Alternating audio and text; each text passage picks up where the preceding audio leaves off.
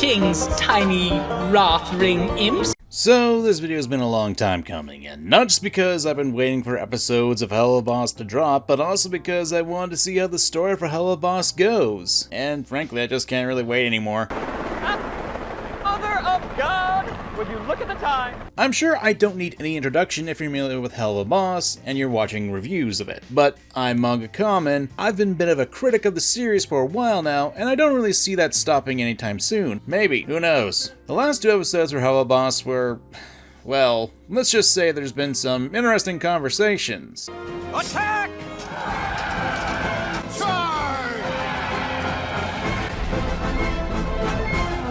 Ever since the last episode came out, there's been some talks between the fandom as to how both characters in this relationship are in the wrong or who is in the right, some trying to qualify either one being better or worse. My thoughts on this whole thing? I'm here to tell you right now, we don't care. Let me tell you. I've never been one for relationship-based stories, at least in the romantic sense. It's not that I'm going to immediately write things off because of the genre or the type of story, but at the same time, relationship stuff tends to not be on the totem pole of what I like to see. However, as Hello Boss has become a lot more focused on the relationship between Stolas and Blitz, I'm kind of forced to basically accept this sort of deal. I'm not going to pretend that I had a different idea of how Hello Boss would go. I've expressed this in various videos on the topic, but I don't judge the show based on what it could have been or what I want it to be, but rather what it actually is. And cards on the table, I'm not a fan of the twig of an owl or even the hell of a boss. This isn't to say that Stolas can't be an entertaining or interesting character. I need to stress that though my thoughts can be wrong or change with upcoming episodes, that doesn't mean that Stolas as a character, at least for me, isn't on thin ice. And depending on how things go with the rest of the season, it might just make me forever hate the bird. But why is that? Well, that's what this video is about. But enough talk, have at thee! Spoilers for the following properties. Suddenly it reeks of hypocrisy in here. Right out of the gate, the biggest issue I have with Stolas as a character is hypocrisy. Hypocritical characters don't automatically mean bad characters. In fact, they can be quite fascinating for character studies, especially for villains. Hell, I made an entire video singing the praises of Yoshikage Kira, who is actually a hypocrite. A guy who wants a quiet life, but he's a serial killer who obviously kills people. Conflict runs completely counter to the peace and tranquility I strive for. 2 seconds later. You brought this shit on yourself when you murdered Shigetsu, you freaking idiots! You're a sick son of a bitch who kills for fun! Hypocrites can be interesting characters, especially when it comes to a double standard that they hold. But hypocrisy tends to be a negative character trait, and rightly so. If someone you knew was always going on and on about the dangers of smoking, but you catch them enjoying a pack of cigarettes, that's kind of a bad thing. Hypocritical behavior, while fascinating on a character level, is a bit of a double-edged sword, especially when it comes to said behavior is exhibited by a character we're supposed to root for in some regard. I mean, we're supposed to root for Blitz and Stolas, right? They are the main characters of the show. I'm totally sure a lot of people are already guessing what I'm going to talk about when it comes to hypocrisy, and it would be this line right here. You get off to getting plowed by people you look down on! I don't look down on you! More than likely, a lot of you have already seen videos demonstrating that Stolas is, well... Team Blitzy, my grimoire is actually incredibly important, and it isn't supposed to be lent out to itty-bitty ints like yourself. Oh, I'm sorry your clients will have to wait. And my darling Blitzy! Just say my name right, fucking dick!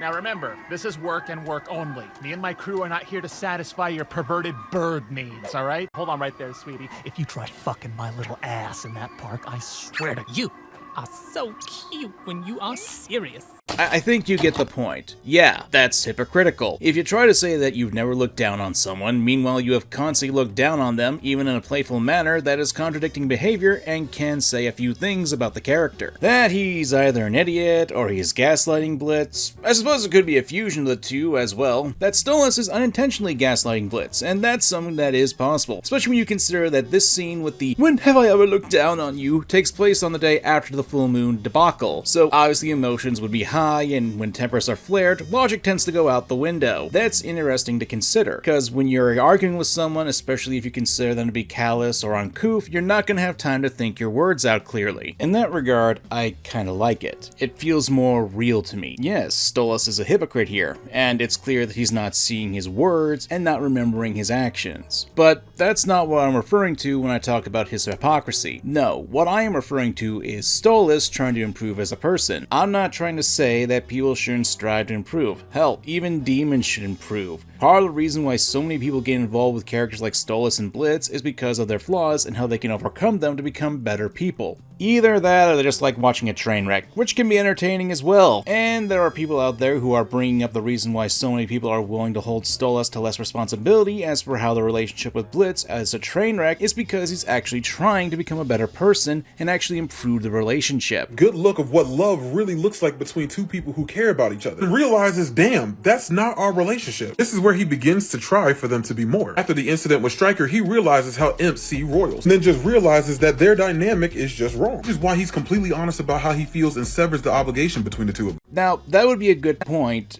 if Stolas actually took Stryker's words to heart, and if Stolas actually wanted to change more. He'd actually listen to Blitz. The reason why I say the first part is this.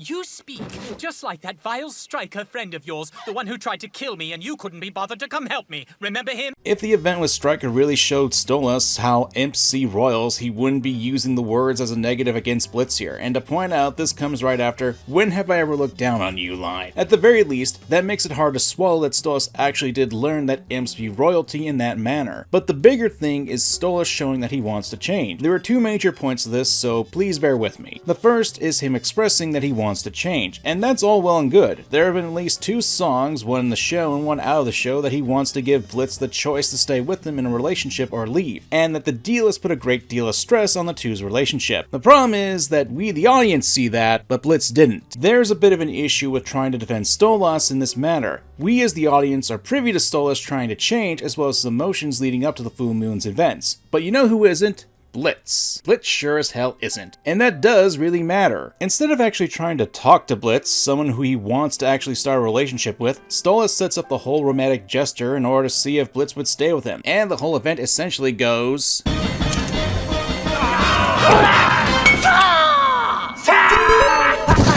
So let's consider this. 1. Stolas doesn't make it clear that he just wants to talk to Blitz on the rendezvous with that night. Not interested in the sexual aspects, and from the blink and you'll miss it moments on Stolas' phone, we can see that he has offered to just talk to Blitz before, and thus giving Blitz the false impression that this was just their usual thing. 2. When Blitz does show up, one of the first things that Stolas does is ask for the book, and Stolas knows that Blitz needs the book for his business and livelihood, and Stolas is planning on taking away all of that. And 3. Stolas then drops the Asmodeus crystal and all of his feelings onto Blitz after that roller coaster of emotions. This is just creating a flurry of emotional distress on Blitz, and he takes this as a sex thing, then as a joke. And thus, Stolas, when he sees that this romantic gesture is bunk, he shuts Blitz out. This is something called testing. It's a controlling technique that can stem from insecurities, and sometimes people do it so they can seek validation from their significant other. And that's what Stolas is looking for from Blitz. This kind of behavior can lead to numerous events, but for the purposes of this video and Stolas himself, it's setting a scenario to see how your significant other reacts to events.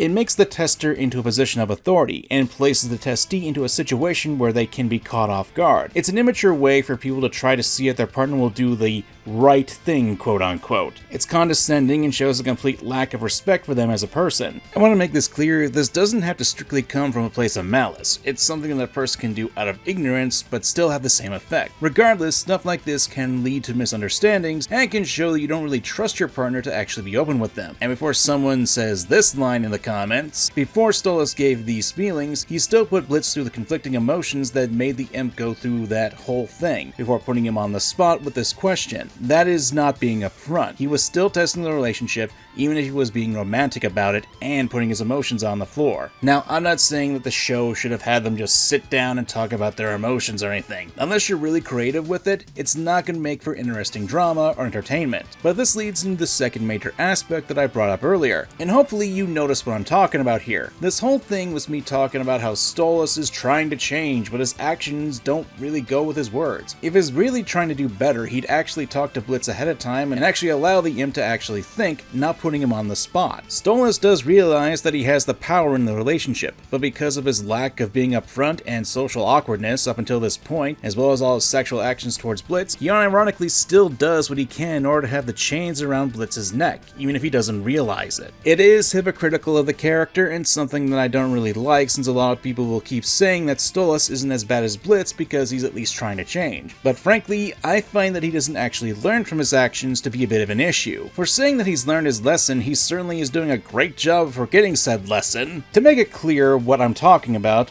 I'm going to reiterate the point that 1, we as the audience have seen that Stolas wants to change and has made attempts to do it, but Blitz sure as hell hasn't, and 2, because of his actions, Stolas really hasn't changed all that much in that regard despite his attempts to do so. And that's the rut here. This hypocrisy does need to be addressed and called out, and while some people will point towards the trailer where we get this line from Octavia, "You never loved Mother, and you don't love me, you love him."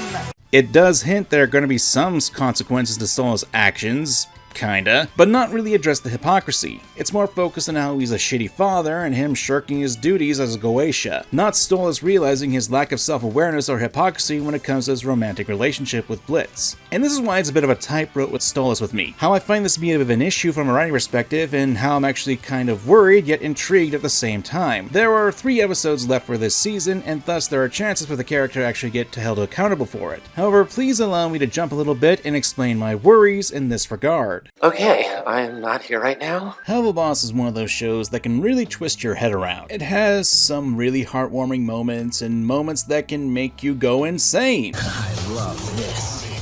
This is what I live for.